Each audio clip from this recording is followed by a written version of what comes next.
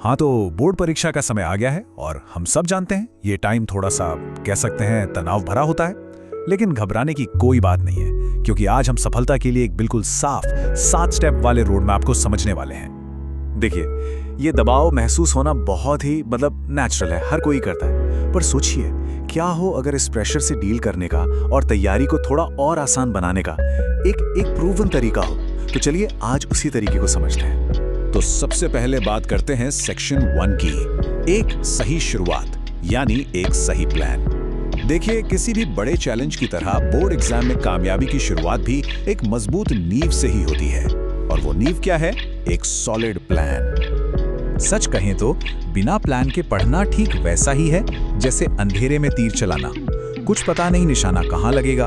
एक structured approach यानी एक अच्छा सा टाइम टेबल ये पक्का करता है कि जो भी मेहनत हो रही है वो सही डायरेक्शन में हो। तो सवाल ये उठता है कि एक असरदार प्लान बनाएं तो बनाएं कैसे? एक बढ़िया टाइम टेबल बनाना पता है काफी आसान है। सबसे पहली चीज ये तय कर लें कि रोज कितने घंटे पढ़ना है। दूसरी बात, जो सब्जेक्ट सबसे मुश्किल लगते हैं ना, उन्हें सुबह सुबह निपटा लें। उस वक्त दिमाग एकदम फ्रेश होता है।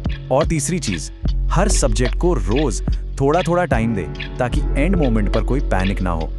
अब ये गोल्डन रूल है जिसे कभी भी नहीं भूलना चाहिए। बोर्ड एग्जाम में ज्यादातर सवाल सीधे एनसीईआरटी से ही आते हैं, तो तैयारी का जो सेंटर पॉइंट है वो एनसीईआरटी की किताबें ही होनी चाहिए।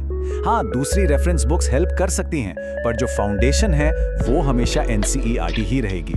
तो सवाल है, एनसीईआरटी में मास्टरी करें कैसे? देखिए, सिर्फ पढ़ना काफी नहीं है, हर एक सवाल को सॉल्व करना है, चाहे वो चैप्टर के बीच में दिया गया हो या फिर चैप्टर के आखिर में। ऐसा करने से ये पक्का हो जाता है कि कोई भी जरूरी कॉन्सेप्ट छूटेगा नहीं।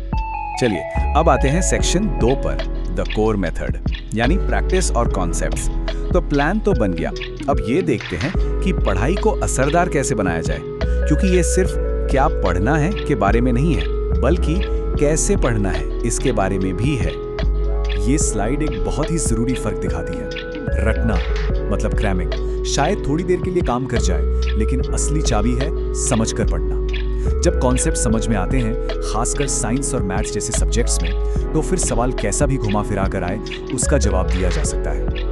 रटी हुई चीजें वो तो प्रेशर में अक्सर धोखा दे जाती हैं। और हाँ, कभी भी किसी डाउट के साथ आगे मत बढ़िए। अगर कोई टॉपिक समझने में मुश्किल हो रही है तो मदद मांगने में बिल्कुल भी हिचकिचाना नहीं है। टीचर्स होते ही हैं मदद करने के लिए, और आजकल तो ऑनलाइन भी इतने बेहतरीन रिसोर्सेज हैं जो मुश्किल से मुश्किल टॉपिक को भी एकदम आसान बना देते हैं। प्रैक्टिस पेपर्स, इन्हें सिर्फ एक टेस्ट की तरह मत देखिए, ये एक तरह से एग्जाम का ब्लूप्रिंट है। जब पुराने पेपर्स और सैंपल पेपर्स सॉल्व किए जाते हैं तो एग्जाम का पैटर्न समझ आता है, कौन से टॉपिक ज्यादा जरूरी हैं ये पता चलता है, और सबसे जरूरी टाइम मैनेजमेंट सुधरता है। ओके, अब हम आ गए हैं अपने आखिरी सेक्शन पर, सेक्शन 3, द विनिंग हैबिट्स मतलब जीतने वाली आदतें।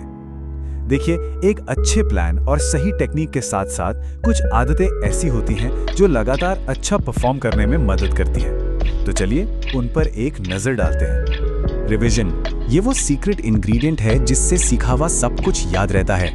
चाहे कितनी भी अच्छी तरह से कोई टॉपिक पढ़ लिया हो, अगर उसे रिवाइज नहीं किया तो उसे भूलने का चांस बहुत ज्यादा होता है। इसलिए रिवीजन को रूटीन का एक जरूरी हिस्सा बनाना ही होगा। और इसके लिए एक बहुत ही सिंपल प्लान है। हफ्ते के 6 दिन पढ़ाई करें और एक दिन, मान लीजिए संडे, उस दिन पूरे हफ्ते में जो कुछ भी पढ़ा है उसे रिवाइज करने के लिए रख दें। ये एक बहुत ही सीधी सादी आदत है, लेकिन इससे नॉलेज एकदम पक्की हो जाती है। यहाँ एक प्रो टिप है, तेज रिवीजन के लिए छोटे छोटे नोट्स या फॉर्मूला शीट्स बनाएं। ये एक बहुत ही कारगर तरीका है। पढ़ते समय ही मेन पॉइंट्स और फॉर्मूलों के शॉर्ट नोट्स बना लिए जाएं। फिर एग्जाम से ठीक पहले पूरी किताब पलटने के बजाय इन नोट्स से फटाफट रिवीजन हो जाता है। एक और बहुत जरूरी बात, लगातार घंटों तक पढ़ते रहना असल में फायदे से ज्यादा नुकसान कर सकता है। दिमाग थक जाता है। तो 50-10 का नियम अपनाइए, मतलब 50 मिनट तक फुल कंसंट्रेशन से पढ़ाई और फिर 10 मिनट का एक छोटा सा ब्रेक। इस ब्रेक में थोड़ा टहल सकते हैं, पानी पी सकते हैं, कुछ भी जो पढ़ाई से हटकर हो। क्योंकि सच तो ये है कि एक फ्रेश दिमाग बेहतर और तेजी से सीखता है। ये जो छोटे छोटे ब्रेक्स होते हैं ना, ये दिमाग को इंफॉर्मेशन प्रोसेस करने का टाइम देते हैं। और जब पढ़ने के लिए वापस बैठते हैं तो फोकस कहीं ज्यादा बेहतर होता है। और आखिर में पर सबसे जरूरी बात, अपनी हेल्थ को कभी भी इग्नोर नहीं करना है।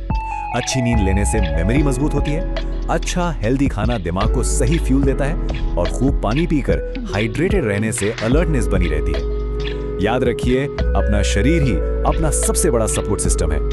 तो ये रहा हमारा पूरा 7 पॉइंट रोड मैप। एक टाइम टेबल बनाना, एनसीईआरटी पर मास्टरी करना, रिवीजन को प्रायोरिटी देना, पुराने पेपर से प्रैक्टिस करना, रटना नहीं समझना, सही समय पर ब्रेक लेना और अपनी हेल्थ का ध्यान रखना। ये 7 कदम ही हैं जो कामयाबी का रास्ता तैयार करेंगे।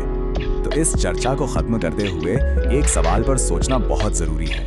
तैयारी सिर्फ पढ़ने के बारे में नहीं है, बल्कि सही दिशा में मेहनत करने के बारे में है। सवाल ये है कि क्या दिशा सही है? सारी जानकारी अब सामने है, स्ट्रैटेजी भी बिल्कुल क्लियर है। अब बस इसे लागू करने का और मेहनत को सही दिशा देने का समय है। Best of luck.